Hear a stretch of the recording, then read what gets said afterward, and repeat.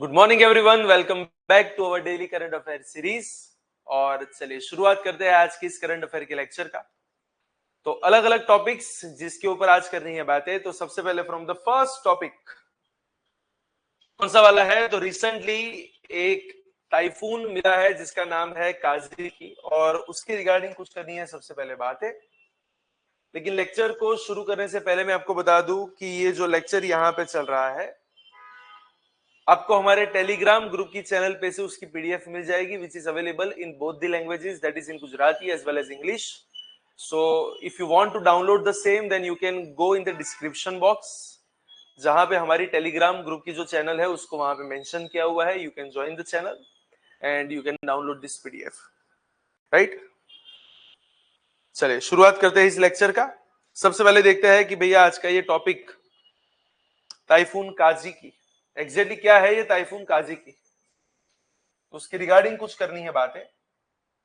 देखिए रिसेंटली आपको एक चीज तो ये पता होनी चाहिए फॉर योर प्रीलिम्स कि भैया ये वाला जो टाइफून हमको मिला है वो कहां पे मिला हुआ है। सो टाइफून काजी की जो है इट इज इन वियतनाम। वो कहां पे है? तो बोले वियतनाम के अंदर। और वियतनाम ने अभी रिसेंटली एक मास इवैक्यूएशन वहां पे किए हैं शुरू। उन्होंने अपने एयरपोर्ट्स को वहां पे बंद कर दिया है और फ्लाइट्स को वहां पे कैंसिल किया है, क्योंकि जो टाइफून काजी की है वो उनके सेंट्रल कोस्ट पे पहुंच चुका है और उसकी जो स्पीड है वो लगभग 166 किलोमीटर पर आवर के आसपास की है। तो यहां से एक तो आपका प्रीलिम का ये वाला फैक्ट बन रहा है कि भैया टाइफून काजी की अभी रिसेंटली कौन से कंट्री में पाया गया? So the answer is Vietnam. और एग्जैक्टली ये टाइफून है क्या? तो it's a tropical cyclone which is very powerful and इसका ओरिजिन कहां पे हुआ है? That is in West Pacific Ocean and approaching the central Vietnam, expected landfall between Thanh Hoa and ने एन प्रोविंसेस। तो वहां पे की जो प्रोविंसेस है एक का नाम है थेन हुआ और दूसरे का नाम है गे एन प्रोविंसेस। तो वहां पे ये वाला थोड़ा सा एक्टिव हो, ऐसी कुछ गिनती वहां पे दिख रही है। अगर उसके फीचर्स की बात करें तो देखिए यहाँ पे जो विंड की स्पीड है वो लगभग 166 किलोमीटर पर आवर के आसपास की है एंड बिकॉज ऑफ दैट वहां पे बहुत ही ज्यादा हैवी रेनफॉल की बातें है, फ्लड्स आने के चांस है और साथ में लैंडस्लाइड्स के वहां पे चांसेस है। और इसलिए it is considered as a powerful as typhoon Yagi, जो लगभग 2024 में वहां पे आया था और टाइफून यागी ने लगभग 300 लोगों की जान ली थी और 3.3 बिलियन डॉलर्स का वहां पे डैमेज किया था। तो इस टाइफून को भी उसी के साथ वहां पे कंपेयर किया जा रहा है और देखा जाए तो over 5 lakh people evacuated. Airports यहाँ पे बंद हो चुके हैं, बोट्स वगैरह जो है उन सबको बोल दिया है कि आप सब शोर पे वहां पे आ जाइए।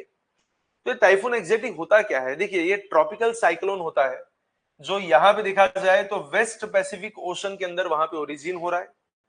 इसका मेन पावर क्या होता है? जब भी आप जियोग्राफी के अंदर साइक्लोन पढ़ोगे और जहां पे ट्रॉपिकल साइक्लोन की बात आएगी तो आपको एक चीज की पता चलेगी कि इसकी जो मेन ताकत होती है वो ओशन में से मिलने वाली लेटेंट हीट होती है। तो जो वाटर वेपर के अंदर जो लेटेंट हीट वहां पे उसके अंदर जो समाई हुई है, तो उस लेटेंट हीट का यहाँ पे यूज किया जाता है। तो जब तक किसी भी साइक्लोन को नीचे से ओशन के थ्रू वाटर वेपर्स मिलती रहेगी उसकी ताकत बरकरार रहती रहेगी। जब वो जमीन वाले जोन पे चले जाएगा और नीचे से उसको ताकत मिलनी बंद हो जाएगी, एट दैट टाइम बोल सकते हैं कि साइक्लोन जो है वो धीरे धीरे थोड़ा सा शांत होगा, राइट। तो यहाँ पे भी सेम ही है, मतलब इन शॉर्ट जो कोस्टल रीजन है वहां पे ये साइक्लोन्स, ट्रॉपिकल साइक्लोन्स बहुत ज्यादा वहां पे तबाही मचाते हैं। इनके अलग अलग नाम है। वेस्ट पैसिफिक के अंदर इनको बोला जाता है टाइफून, इंडियन ओशन और ऑस्ट्रेलिया में इसको बोला जाता है साइक्लोन, जबकि अटलांटिक और ईस्ट पैसिफिक में इसको बोला जाता है हेरिकेन्स। तो अगर आप यूएस वगैरह की बात करोगे तो वहां पे इसका नाम क्या कौन सा वाला चलेगा? That is about hurricane. और मेन उसके फीचर क्या है साइक्लोन्स के, स्पेसिफिकली ट्रॉपिकल साइक्लोन्स के? तो एक तो रोटेटिंग होगा, लो प्रेशर स्टॉर्म वहां पे आपको मिलेगा with strong winds and heavy rainfall. बहुत ही कम टाइम पे बहुत ही ज्यादा तबाही मचाने के लिए दे आर इंपॉर्टेंट, या फिर they are famous, we can say कि थोड़े से ही टाइम में बहुत ही ज्यादा तबाही मचा सकते हैं। और जब तक उनको वहां से लेटेंट हीट मिलती रहेगी तब तक ये साइक्लोन जो है वो वहां पे चलता रहेगा। और इसकी वजह से अगर इतना ज्यादा हैवी रेनफॉल हो रहा है तो फ्लडिंग होने के चांस है, स्टॉर्म सर्जिस होने के चांस है, मड स्लाइड्स के चांस है, डिस्ट्रक्शन होने के चांसेस वहां पे बन जाते हैं। तो ध्यान रखना, जो अभी रिसेंटली यहाँ पे जो टाइफून आया है जिसका नाम है काजिकी, वो आपको कहां पे मिलता है, तो बोले वियतनाम, राइट। चलिए, उसके बाद कुछ तावी रिवर के रिगार्डिंग कुछ बातें हैं। क्या है ये तावी रिवर और क्यों है ये कंटेक्स्ट में? तो इंडिया ने रिसेंटली पाकिस्तान को एक अलर्ट वहां पे दिया है, it was a flood alert in Tawi river. वैसे देखा जाए तो आफ्टर ऑपरेशन सिंदूर और Pahalgam attack, Indus water treaty तो अभी वहां पे रही नहीं है, बट फिर भी हमने ह्यूमैनिटेरियन अप्रोच के साथ, मतलब मानवता के सिद्धांत के साथ उनको पहले से थ्रेट दिया है कि भैया तावी रिवर के अंदर फ्लड आने वाला है। एक्चुअली तावी रिवर है क्या? तो एक बहुत ही मेजर रिवर है जो जम्मू रीजन के अंदर से, वहां से ओरिजिन होती है, वहां से पास होती है, और वहां पे बहुत इसको सेक्रेड भी माना जाता है। इसे सूर्यपुत्री के नाम से भी जाना जाता था बहुत सी एंशियंट टेक्स्ट के अंदर। तो वहां पे जो दोडा डिस्ट्रिक्ट है और वहां पे जो सियोधर करके जो प्लेस है जहां पे कल्पास कुंड वहां पे आपको मिलता है, वहां से इसका होता है ओरिजिन, और साउथ वेस्ट में ये फ्लो करती है सुधा महादेव होके, ये जम्मू एंड कश्मीर के जो प्लेन्स है, दैट इज जम्मू प्लेन्स, वहां पे एंटर होती है, and then after city of Jammu में से वो पास होती है, और उसके बाद देखा जाए तो ये थोड़ी सी आगे बढ़ के पाकिस्तान के अंदर चेनाब रिवर के साथ ज्वाइन हो जाती है। So after crossing the international boundary it connects to the Chenab river in Pakistan. So we can say ultimately it is a part of Indus River system and which was governed historically by Indus Water Treaty। क्योंकि देखा जाए तो चेनाब की tributary वहां पे है, तो चेनाब की ट्रिब्यूटरी होने के नाते वो इंडस वाटर सिस्टम का ही एक पार्ट है, क्योंकि इंडस की ट्रिब्यूटरी चेनाब है और चेनाब की ट्रिब्यूटरी तावी है। So it is a part of Indus water treaty and that's why अभी तक उसको इसी तरीके से वहां पे गवर्न किया जा रहा था, लेकिन आफ्टर पहलगाम अटैक हमने इंडस वाटर ट्रीटी को वहां पे विड्रॉ कर दिया है। तो एज ऑफ नाउ ये हमारी कोई फिक्स ऐसी कोई फर्ज नहीं थी कि हम इसके बारे में पाकिस्तान को बताएं, but we adopted humanitarian approach and मानवता के नाम पे हमने इसको वहां पे आगाह किया है। तो बस आपको पता होना चाहिए कि ये वाली रिवर वहां पे है कहां पे, और उसके मेन की फीचर्स क्या है या फिर उसकी सिग्निफिकेंस वहां पे क्या है। तो बोल सकते हैं कि भैया एक तो ड्रिंकिंग वाटर यहाँ पे जम्मू को ये प्रोवाइड करती है तवी रिवर, और उसके ऊपर 3 अलग अलग ब्रिज भी वहां पे बनाए गए हैं। इकोनॉमिक रोल भी उसका अच्छा है, क्योंकि एग्रीकल्चर के लिए, इरिगेशन के लिए इस रिवर की वहां पे इंपॉर्टेंस है। अगर आप कल्चरल और रिलीजियस रोल की बात करेंगे तो बहुत से लोकल जो ट्रेडिशंस है, जो रिचुअल्स हैं, वो इसके घाट के ऊपर वहां पे परफॉर्म किए जाते हैं। और स्ट्रेटेजिकली अगर हम बात करें तो it is a tributary of Chenab, जो पाकिस्तान में जाके चिनाब को मिलती है, और उसी की वजह से बोल सकते हैं कि जियोपॉलिटिकली भी this thing is important. So that is all about this Tawi river. और इसके बाद थोड़ा सा आगे बढ़े, लेकिन उससे पहले मैं आपको बता दूं, PD Gurukul Ahmedabad, Gandhinagar and Vadodara, Ahmedabad, Gandhinagar and Vadodara के द्वारा यूपीएससी एंड जीपीएससी क्लास 1-2 की नई बैचेस शुरू होने के लिए जा रही है। द न्यू बैचेस, यस, सो नई बैच वहां पे होने के लिए, शुरू होने के लिए जा रही है, that is available for English, Gujarati as well as Hindi language. तो सारी लैंग्वेज में वहां पे अवेलेबल है PD Gurukul Ahmedabad, Gandhinagar as well as Vadodara for UPSC and GPSC class 1-2। As we all know that PD Gurukul is famous for civil services examination. We focus only on the higher officials, the higher examinations which are conducted by UPSC and GPSC class 1-2, not below that। तो यहाँ पे एक level से ऊपर ही preparation करवाई जाती है। तो जितने भी कैंडिडेट्स, जितने भी एस्पिरेंट्स यूपीएससी और जीपीएससी क्लास 1-2 क्रैक करके सिविल सर्विसेज हासिल करना चाहते हैं, तो आपके लिए गोल्डन अपॉर्चुनिटी यहाँ पे है। You will gate 3 days free demo sessions initially, and then after up to 50% scholarship, yes, up to 50% scholarship, तो वो आपको वहां पे मिल जाएगी। तो अभी तक अगर आपने एनरोल नहीं करवाया है तो you can fill up a form which is given in the description box, और you can call on this number. आप इस नंबर के ऊपर कॉल कर सकते हैं for further enquiry. You will get all the information regarding admission, syllabus, preparation, the level, the faculties, blah blah blah, everything and anything. तो वो सारी इंफॉर्मेशन आपको यहाँ से मिल जाएगी. सो आज ही इस तक का लाभ उठाए. एटलीस्ट डेमो लेक्चर्स तो आप वहां पे अटेंड कर ही सकते हैं. इट इज ऑलवेज लाइक पहले इस्तेमाल करें फिर विश्वास करें. There is no money for that, it is completely free. तो आप वहां पे डेमोस को थोड़ा सा वहां पे अटेंड करिए, थोड़ा सा देखिए, थोड़ा सा जाने कि किस तरीके की प्रिपरेशन हम यहाँ से करवाते हैं. And then after you can make your decision, right. चलिए नेक्स्ट टॉपिक के ऊपर आगे बढ़ते हैं. That is about INS Udaygiri as well as INS Himgiri. तो क्या है ये उदयगिरी और हिमगिरी की बात है. तो रिसेंटली देखा जाए तो दो नीलगिरी क्लास की स्टिल्थ गाइडेड मिसाइल फ्रिगेट्स जिनका नाम है आईएनएस उदयगिरी और आईएनएस हिमगिरी को विशाखापट्टनम पे वहां पे हमने फाइनली वहां पे रखा हुआ है. The first time two major surface combatants from different Indian shipyards are inducted simultaneously to one place, that is Visakhapatnam. तो एग्जैक्टली ये है क्या. सबसे पहले अगर हम बात करें उदयगिरी के बारे में तो ये प्रोजेक्ट 17A नीलगिरी क्लास की सेकेंड शिप यहाँ पे है. एक बहुत ही modern stealth capable multi mission warship जिसको एंटी सरफेस, एंटी एयर और एंटी सबमरीन वॉरफेयर के लिए वहां पे रेडी किया गया है. जहां पे आपको मॉडर्न रडार्स मिलते हैं, सोनार वहां पे है, शक्ति इलेक्ट्रॉनिक वॉरफेयर सूट इसके आसपास वहां पे है. और अगर हम उसके प्रोपल्जन की बात करें तो कंबाइंड डीजल और gas, that is the propulsion. उसकी मेन सिग्निफिकेंस क्या है. It is a part of eastern naval command, that is sunrise fleet. और इसका मोटो है संयुक्तः परम जयः, दैट इज संयुक्तः परमो जयः. In togetherness there is a great victory. That is about Udaygiri. और अगर हम हिमगिरी की बात करें so it is the first project 17A frigate which is built at GRSE, जहां भी इसको वहां पे बनाया गया है. It is also a stealth guided missile frigate जहां पे एडवांस वेपनरी और सेंसर्स शामिल है. और क्या है ये GRSE. तो GRSE है जिसका फुल फॉर्म है garden rich ship builders and engineers, जो कोलकाता की कंपनी है जिसको इसने बनाया है.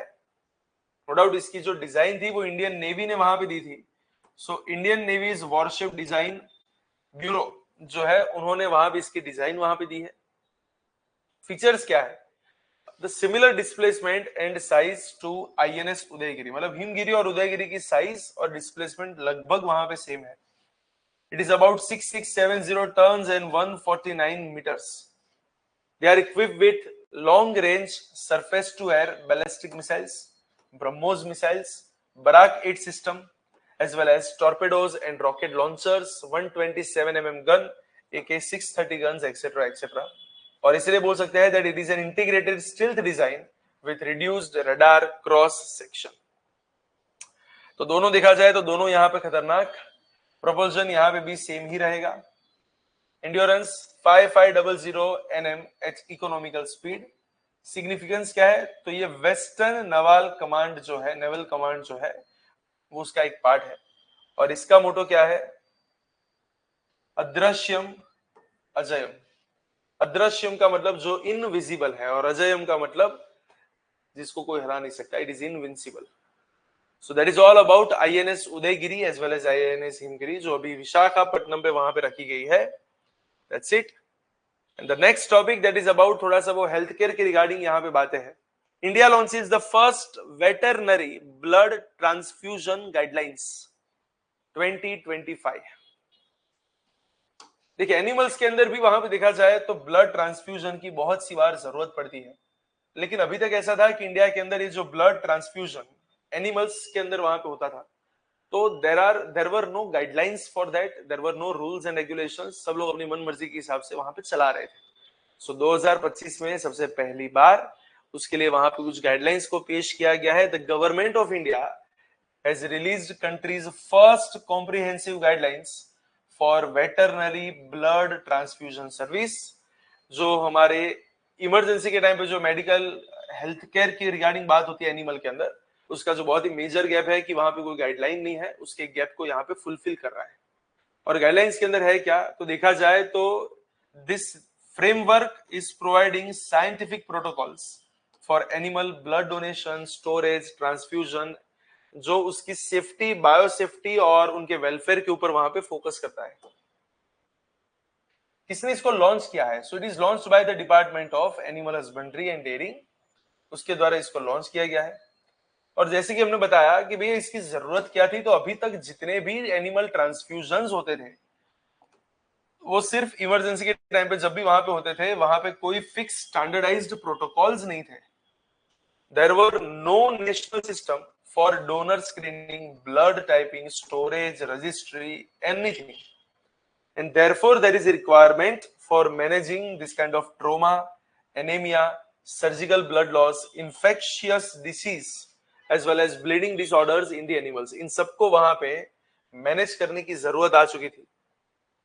और अगर हम बात करें इस गाइडलाइंस के मेन फीचर्स का, तो यहाँ पे एक तो ब्लड टाइपिंग और क्रॉस मैचिंग को मैंडेटरी किया गया है टू प्रिवेंट एडवर्स रिएक्शन। मतलब ब्लड टाइप पहले से पता होना चाहिए, उसको पहले से रिवील करना चाहिए, साथ में क्रॉस मैचिंग भी वहां पे होना चाहिए। डोनर एलिजिबिलिटी क्राइटेरिया वहां पे बताया गया है, जहां पे उसकी हेल्थ को चेक किया जाएगा, वैक्सीनेशन की रिक्वायरमेंट्स उसको वहां पे देखा जाएगा, तब जाके वहां पे डोनर को एलिजिबल किया जाएगा।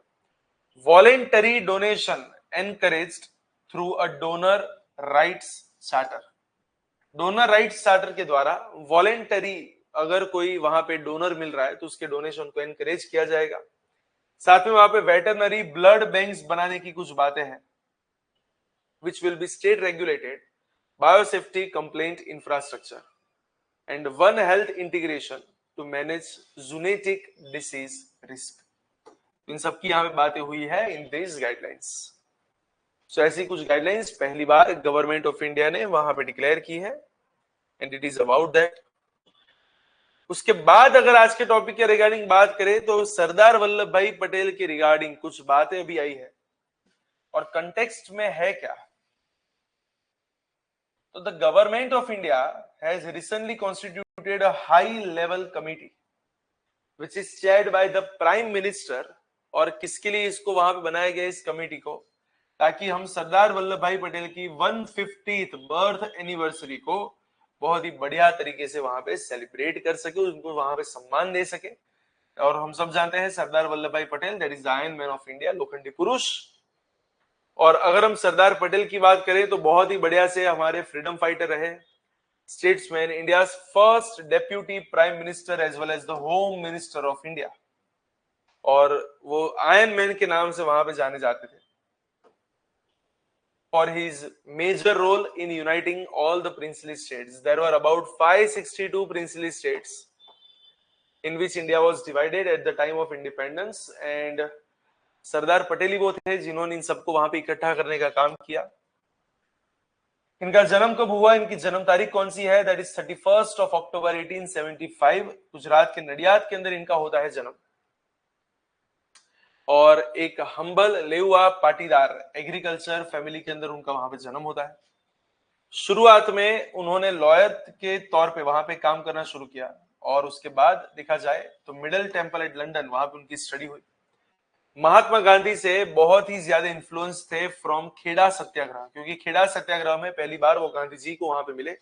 उसके बाद उन्होंने खुद भी बारडोली सत्याग्रह वगैरह किया, बोरसद सत्याग्रह वगैरह किया, और बारडोली सत्याग्रह ही वो वाला सत्याग्रह है जहां पे इनको सरदार का टाइटल मिला।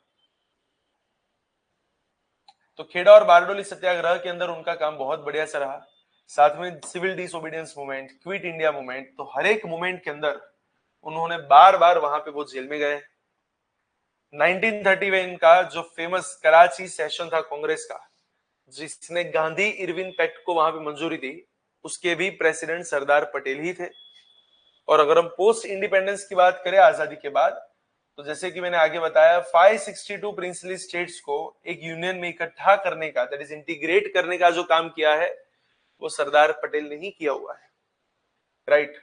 और साथ में देखा जाए तो पार्टीशन के टाइम पे वायलेंस ना होने देना, वो भी सरदार पटेल की ही एक देन है। साथ में जितने भी रेफ्यूजीज थे उन सबके रिहेबिलिटेशन की कुछ व्यवस्थाएं वहां पे करना, उसको टैकल करना, वो सभी उन्होंने ही किया था। प्लस इंडियन एडमिनिस्ट्रेटिव सर्विस को वहां पे बनाने वाले भी यही मान सकते हैं, क्योंकि वो सरदार पटेल ही थे जिन्होंने इसकी बहुत ही बढ़िया सी हिमायत की थी कि ये तो होनी ही चाहिए। So he is also known as the father of all India services in India. और इसी के चलते उनके लिए वहां पे स्टैच्यू ऑफ यूनिटी, जैसे कि हम सबको पता है, तो वो वहां पे बनाया गया है। So that's it. That is all about Sardar Patel. And now the last topic of today's current affair lecture, and that is about Super Garuda Shield 2025. क्या है ये सुपर गरुड़ शील्ड? तो देखिए, सिर्फ ये पता होना चाहिए कि कौन से कंट्री इसको वहां पे शुरू कर रहा है। तो the countries name is Indonesia along with USA और बाकी सब छोटे बड़े Nations. So Indonesia along with USA and allied Nations has launched this annual military exercise। इसका नाम है सुपर गरुड़ा शील्ड 2025, जो रीजनल सिक्योरिटी को बढ़ाने के लिए है, स्पेसिफिकली इंडो पैसिफिक टेंशन को वहां पे उसके सामने कुछ सिक्योरिटी वहां पे बढ़ा सकते हैं। तो ध्यान रखना, super Garuda shield is launched by Indonesia as well as USA और बाकी अलग अलग छोटे बड़े नेशंस। तो एक बहुत ही लार्ज स्केल की मल्टीनेशनल मिलिट्री एक्सरसाइज है जो 2009 से वहां पे शुरू हो रही है। और इसको लॉन्च करता है? It was jointly hosted by Indonesian national armed forces as well as US Indo Pacific command. और उसके पार्टिसिपेंट्स क्या है? तो मेन तो दो ही है, that is Indonesia as well as USA. साथ में ऑस्ट्रेलिया हो गया, Japan, Singapore, UK, France etcetera etcetera, वो सब भी यहाँ पे पार्टिसिपेट करते हैं। और इस बार की अगर हम बात करें तो it is held in Jakarta in Sumatra, जो लगभग 11 दिनों तक वहां पे चलेगी, जहां पे जॉइंट कॉम्बैट ट्रेनिंग होगी, इंटरऑपरेबिलिटी ड्रिल्स वहां पे चलेगी और कंबाइंड लाइव फायर एक्सरसाइज वहां पे रहेगी, जिससे एयर, लैंड और मैरीटाइम ऑपरेशंस के अंदर कोऑर्डिनेशन को बढ़ाया जाएगा। साथ में सोवेरियंटी है, टेरिटोरियल इंटीग्रिटी वगैरह है और कलेक्टिव जो डिटरेंस है उसको भी वहां पे रिफ्लेक्ट किया जाता है। सो that is all about this recent exercise which is done by Indonesia as well as USA along with the other nations, and that is all about today's current affairs। तो इसी के साथ आज का लेक्चर यहाँ पे करते हैं एंड। कुछ नए टॉपिक्स के साथ, कुछ नए करंट अफेयर्स के साथ वापस एक बार कल मिलेंगे, लेकिन तब तक के लिए ऑल द वेरी बेस्ट।